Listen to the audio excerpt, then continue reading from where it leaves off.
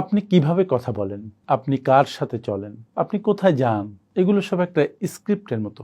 আপনার জীবন স্টেজে একটা স্ক্রিপ্ট তৈরি হচ্ছে এবং সেই স্ক্রিপ্ট অভিনীত হচ্ছে।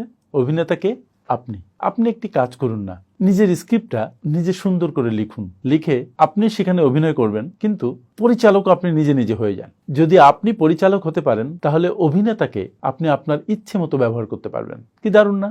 আপনার জীবন নাট্যের স্ক্রিপ্ট লিখছেন আপনি, এই জীবনের নাটক যেটা মঞ্চস্থ হচ্ছে সেটা পরিচালনা করছেন আপনি, এবং অভিনেতাও আপনি। কিন্তু অধিকাংশ সময় আমরা এই স্ক্রিপ্টটা পরিচালনা করতে পারি না, আমরা ব্যর্থ হই। আমরা অভিনয় করি অন্যের ডিরেকশনে, আর সেজন্য সফলতার হার কমে যায়। তুমি একটা কাজ করো না, তোমার জীবন নাট্যের স্ক্রিপ্ট তুমি লিখো, তুমি পরিচালনা করো, তুমি তাতে অভিনয় করো প্রাণ মন দিয়ে। তাহলে তোমার জীবন হবে তোমার মতো, অন্য কারো মতো নয়। তোমার জীবন যখন তোমার মতো হবে, তোমার ইচ্ছায় হবে, তোমার আদেশে হবে, তোমার মতো করে হবে, তখন সেই জীবন হবে তোমার কাছে অর্থবহ, সুন্দর, প্রাণবন্ত, সুখী। কি বলো? Thank you.